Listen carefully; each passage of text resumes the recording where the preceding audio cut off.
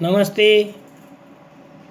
मैं doctor professor Sushil Kumar Sharma, Jyoti Vidyapeeth women's university Jaipur, faculty of Ayurveda science,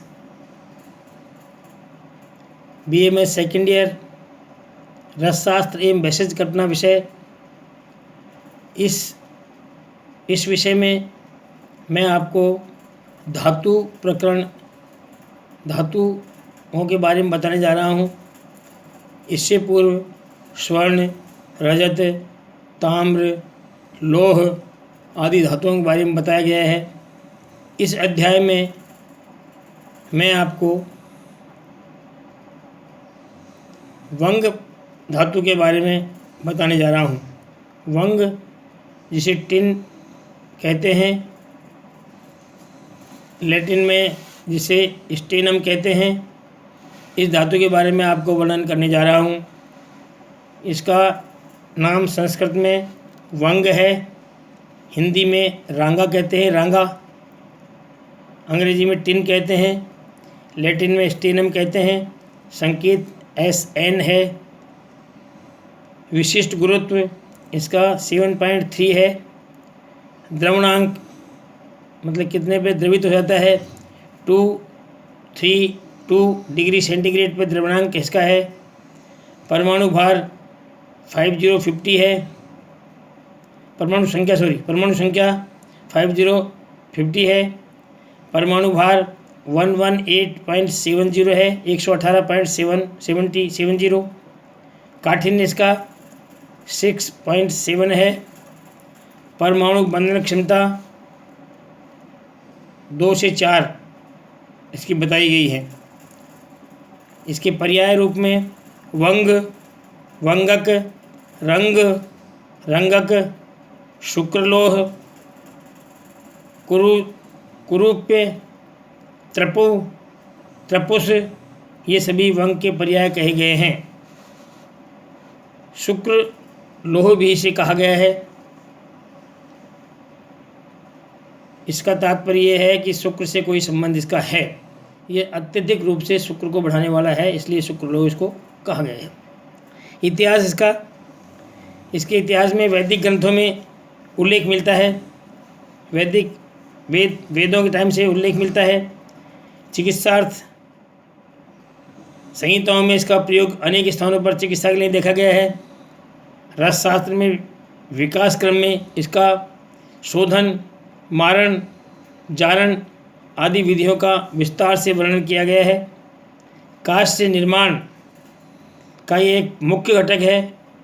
कांस्य निर्माण के लिए वंग एक मुख्य घटक है, जिसका मूर्ति, मंदिर के घंटे आदि का निर्माण में प्रयोग होता है। कांस्य से पौराणिक मान्यता के अनुसार इसकी उत्पत्ति इंद्र के शुक्र से बताई गई है। पौराणिक मान्यता के आधार पर इसकी इंद्र के शुक्र से इसकी उत्पत्ति बताई गई है। परिचय, यह श्वेत वर्ण का आघात वर्धनीय श्वेत वर्ण का है। आघात वर्धनीय का मतलब आघात से बढ़ने वाला, चोट मारने से वृद्धि को प्राप्त होने वाला, टूटने वाला नहीं, बढ़ने वाला। अत्यंत चमकीली एवं मृदु धातु है, बहुत ज़्यादा चमकती है। यह शीशे, लेड से कठिन किंतु यशत से मृदु होता है। शीशे से कठिन है और यशत से मृदु है। शुद्ध वंग की चमक खुली हवा में पड़े रहने पर भी मंद नहीं पड़ती। अगर शुद्ध वंग है तो वातावरण का उसके ऊपर कोई प्रभाव नहीं होता। खुली हवा में पड़े रहने के बाद भी वो मलिन नहीं होता, वो जैसा था वैसा ही होता है। तथा वानस्पतिक अम्लों का इस पर कोई प्रभाव नहीं पड़ता। वानस्पतिक जो अम्ल है, इनका इस पर कोई प्रभाव नहीं पड़ता है। वंग का साधारण जलवायु एवं वानस्पतिक अम्लों का प्रभाव नहीं होने के कारण लोहा, तांबा, पीतल आदि धातु के पात्रों में इसकी कलई की जाती है। कलई आप लोग तो समझते ही नहीं होंगे कलई किसे कहते हैं। पुराने ज़मानों में जो बर्तन होते थे, लोहे के, पीतल के, तांबे के, कांसे के, उनमें कुछ सामान रखने में दिक्कत होती थी, तो उसको अंदर से कलई करके वंग के द्वारा उसको सफ़ेद कलर हो जाता था, तो वो किसी नुकसानदायक नहीं होती थी। तो कलई करने के बाद में इसका प्रयोग करते थे। वो कलई कई सालों तक चलती थी, ख़त्म होने के बाद पुनः कलई करा लेते थे बर्तनों के ऊपर। तो उसमें इसका क्या है कि इसको लोहा, तांबा, पीतल आदि पात्रों में इसकी कलई की जाती है, कलर किया जाता है उसको। एक तरह से कलर मान लो उसको, पक्का कलर, कलई की जाती है। 2 भाग वंग और 1 भाग नाग मिलाकर बनाया जाता है। मिश्र धातु शीघ्र पिघलने वाला किंतु कठिन होता है, जो टाँका देने के लिए अत्यंत उपयोगी होता है। टाँका मतलब कहीं कोई दरार पड़ गई हो, कोई चीज़ टूट गई हो, किसी जगह कोई छेद हो गया हो, तो वहाँ पर टाँका देना मतलब है उसको भरना, इसको टाँका बोलते हैं शास्त्रीय भाषा में। तो उसको वहाँ पूर्ति की जाती है। तो टाँका देने के लिए अत्यंत उपयोगी होता था। यह शुक्र ग्रह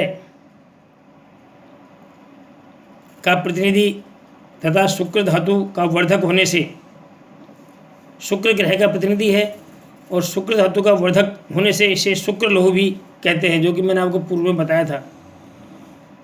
तो दोनों बात होगी, शुक्र ग्रह का प्रतिनिधि है और शुक्र धातु का वर्धक है, इसलिए इसे शुक्र लोह भी कहते हैं। इसका प्रधान खनिज टिन स्टोन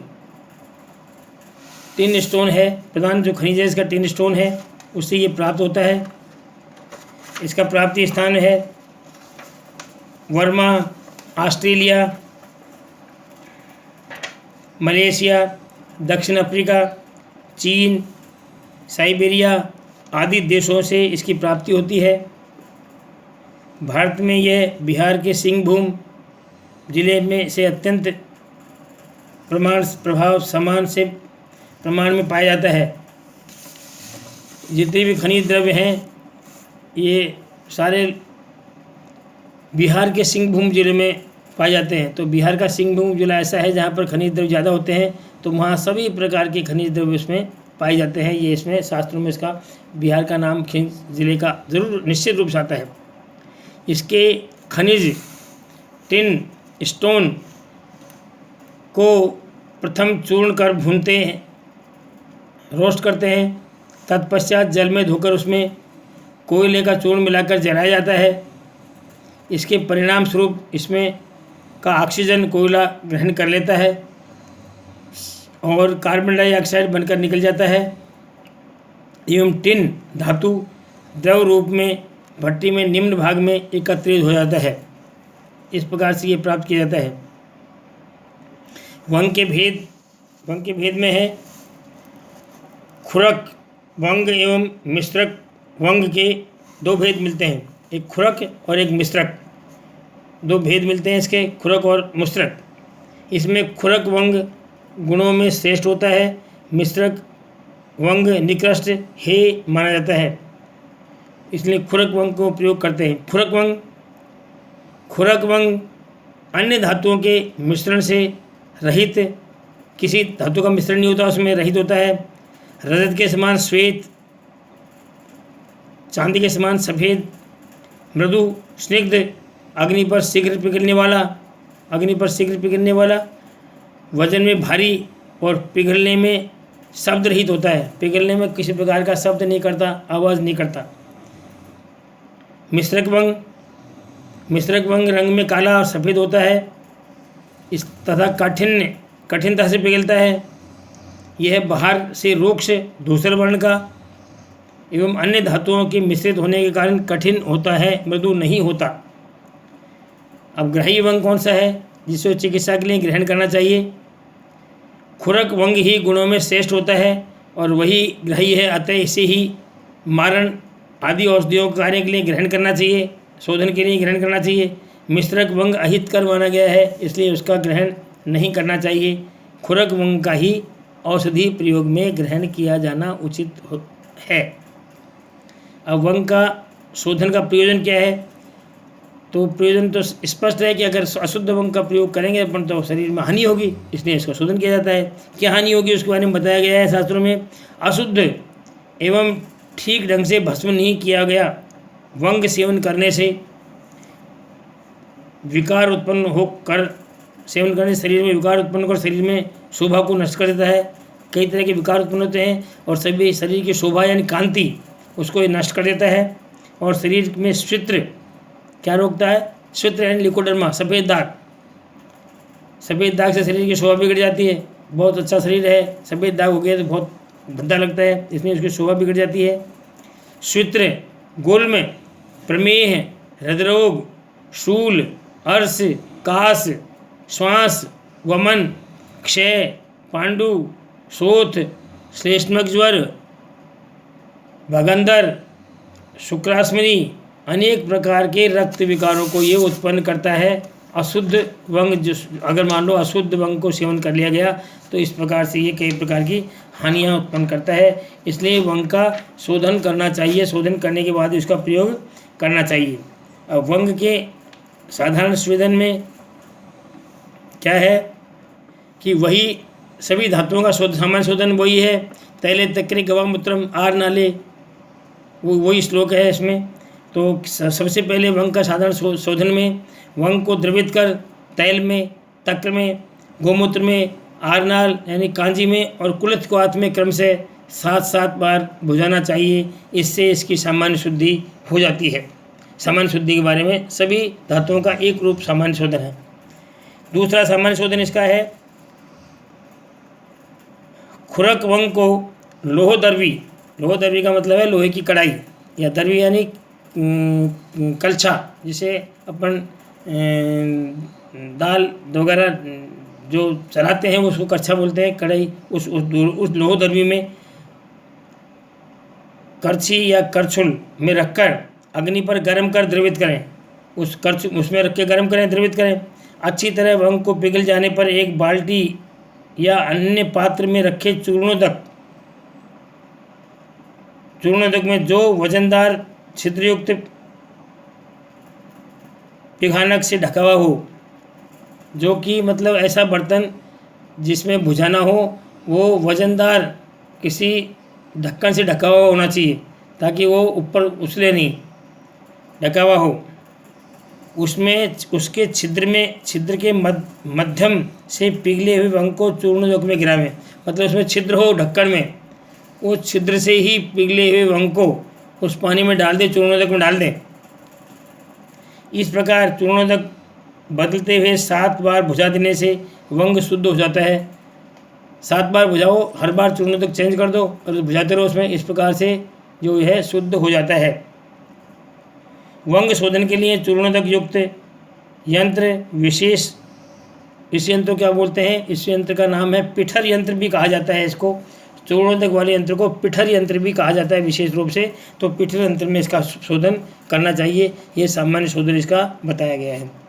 विशेष शोधन में इसका, अगर इसका विशेष शोधन वंग का किया जाए तो उसमें विशेष शोधन में है कि वंग को द्रवित कर